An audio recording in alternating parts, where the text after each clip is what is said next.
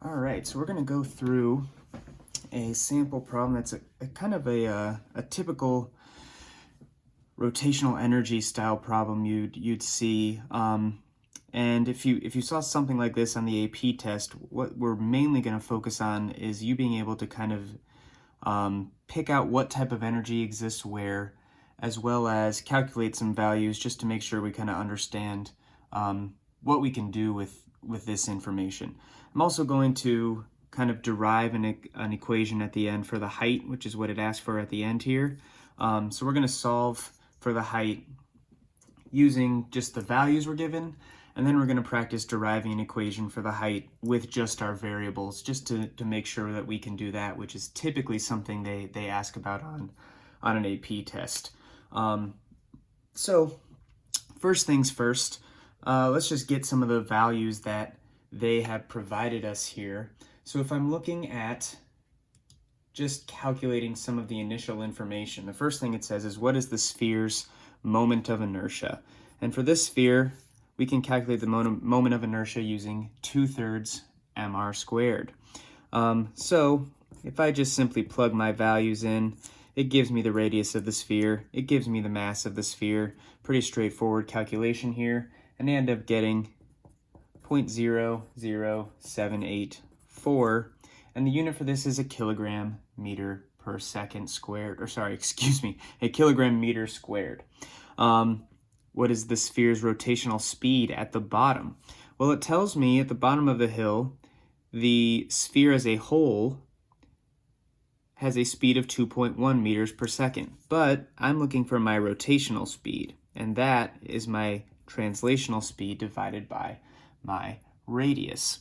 So when I look at that, I know that it's 2.1 divided by 0.07 meters, and I should get about 30 radians per second.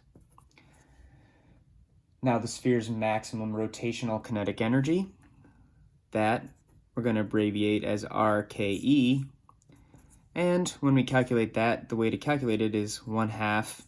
It's kind of like 1/2 mv squared, but instead of mass with rotation, we have inertia, and instead of v, we have omega, which is our rotational energy, or sorry, our rotational velocity.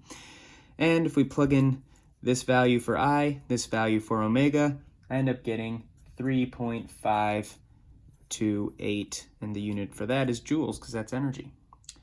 If I'm looking at our maximum translational kinetic energy, that's just your standard run-of-the-mill kinetic energy before things got all crazy with the rotation. So we've just got 1/2 mv squared, and we can just use the values that were given in the problem here, 2.4 for m and 2.1 for v, and we get 5.3 joules. So there's just some of the values you can start off with. Now, these are all good values to have, but you want to make sure that you know what you can do with these values. So we're going to shift a little bit, and we're going to focus on, okay, what does that mean for what I'm looking at here for the ball rolling down the hill? So what I like to do is draw a little LOL chart, which tells us the initial energy, if any work is being done, and our final energy. So our system here is the ball Earth system.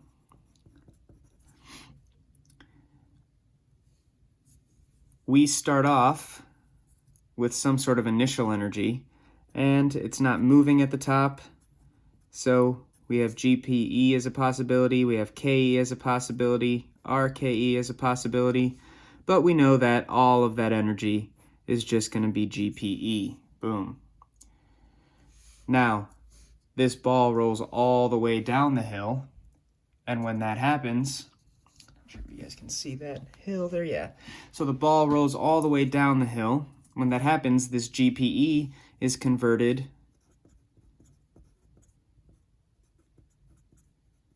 into rotational and translational kinetic energy. And just based on the calculations we did, we can scale these a little bit differently. So we know that the kinetic energy is different, but these two sizes should add up to this size here. So this kinetic energy and this rotational kinetic energy should add up to the gravitational potential energy we started with. And there's no work being done, and there's no loss of energy due to thermal energy or anything like that. It says loss can be neglected in the problem, and there's no place that energy is exiting the system or entering the system. So what we can say is that our initial energy was GPE. There's no work done, so we're not adding any work. We're not subtracting any thermal energy or losing any energy. And this seems kind of like ridiculous to write, plus 0, minus 0, but it just is a helpful way of representing like the fact that there's no work, the fact that there's no energy lost thermally or to friction or to heat or anything like that. Obviously on the AP test, you wouldn't need to write plus 0, minus 0, but it's a way for me to communicate that to you and put that into a mathematical modeling situation here. And then we have plus 1/2, or let's just write out KE plus RKE here.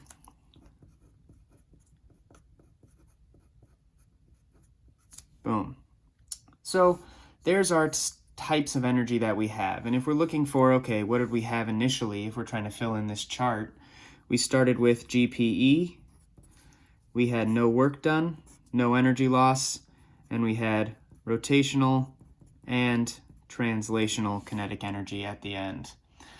Now, how much did we have? Well, we had 8.82 joules at the end, which means we needed to start with 8.82 joules at the beginning. And that's one way that we can figure out the height of that sphere. So if I say, okay, well, I have 8.82 joules of gravitational energy, I can simply set that equal to mgh, and I can say, all right, divide by g, divide by m, which is 2.4, and I should get 0.37 meters. All right, so that is something that you can do when you have these values that are associated with some of the points along this ramp. But one thing that I want to have us practice do now is simply derive the equation for h without any values. So we're going to put it in terms of v and g. All right, so putting h in terms of v and g. And if you want to kind of pause the video here and try to do that yourself, that's something that I would encourage you doing. And then I'm going to kind of go through how you can derive that equation, the equation for h in terms of v and g.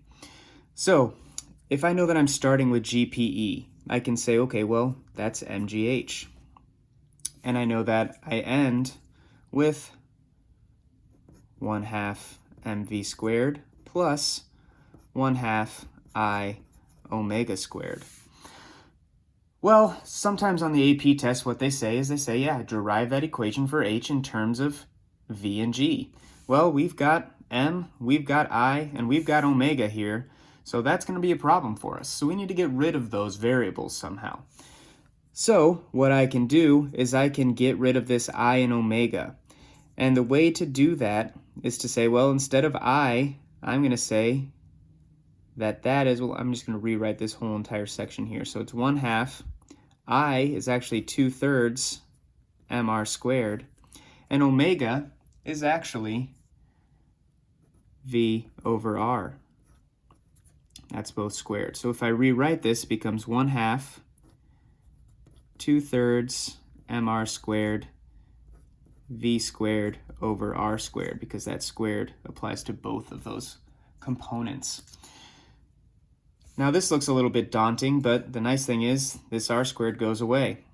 And so now I just have 1/2 of 2/3, which is 1/3. And so I'm going to rewrite this whole thing down here. So let me just slide this up a little bit. So let's rewrite this whole thing down here. So it's now mgh equals 1/2 mv squared plus 1/3 mv squared. Boom. If we simplify those fractions, it becomes mgh equals 1/2 plus 1/3 is 5/6. 5/6 mv squared. Now we've got an m here, boom, that goes away. I'm going to divide by g, so I'm going to take this g and move it into the denominator down here. So we get an equation that is h equals 5v squared over 6g. And that might be something that they would say derive an equation for h in terms of that. They might say derive an equation for omega in terms of other variables, and then we would have to rework this v into omega times r. We might need to then still get rid of this I by keeping that as mr squared and do some things there so we can get rid of that m, but at the end of the day, depending on what it asks you to solve for and what variables you're allowed to use, you can kind of make some adjustments there.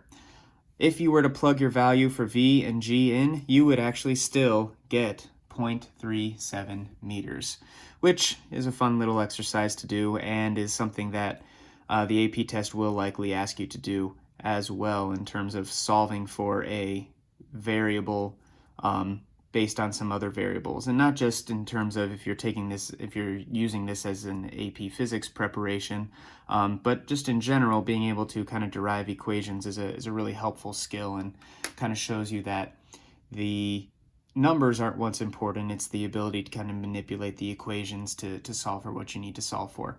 So hopefully this helps. Have a good one.